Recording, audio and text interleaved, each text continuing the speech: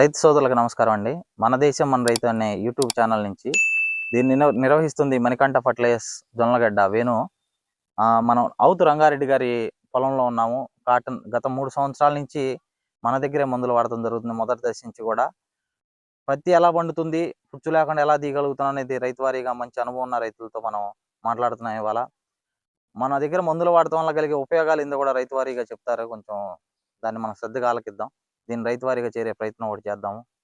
నమస్కారం సార్, అవుతు రంగారెడ్డి గారు. మీ నమస్కారం. అనుభవాన్ని కొద్దిగా మన దగ్గర వాడే మన రైతులకు కూడా చెబితే. అదే. మందులు వేణుగతి మనం అనుకున్నయల్లా బానే ఇస్తుంటాడండి. ఏది కావాలన్నది తెచ్చిస్తాడు. ఆయన దగ్గర లేకపోయినా కంపెనీలోనైనా. బాగా పర్ఫెక్ట్‌గానే వాడుతున్నాము. మంచి దిగుబడులే వస్తున్నాయి. ఈ ఏడు కొంచెం పేను బంక ఎక్కువై కాస్త దిగుబడులు తగ్గినాయి.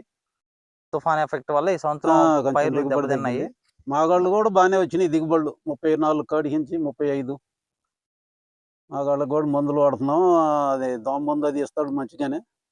పోయిన సంవత్సరం మనం ఎంత దిగుబడి తీసామండి పత్తిలో? పత్తిలో 20 వచ్చిందమ్మా. 20 కాడికి వచ్చింది. హ్మ్. అంత ముందు సంవత్సరం కూడా మనం అంతకుముందు కూడా 18 వచ్చింది. 18 ఈ వచ్చింది. సంవత్సరమే 12, 13 కన్నగాట్లు. అట్లా ఈ సంవత్సరం హుదూద్ తుఫాన్ ఎఫెక్ట్ తోటి పేను మనం బంక.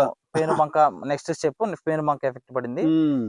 కానీ పుచ్చు అనేది లేకుండా విశ్వ ప్రయత్నం చేసి ఇంత తుఫాన్లో చేలు చాలా మంది తీసేయడం జరిగింది. వేరే పుచ్చు లేదు. ఏరియాలో ఒక జొన్నలగడ్డ గ్రామంలో అందరు రైతులు ఆదర్శవంతంగా వ్యవసాయం చేస్తున్నారు. మా రైతులు కూడా అందుట్లో మేము కూడా ఉంటున్నాం. మాకు సంతోషంగా ఉంది.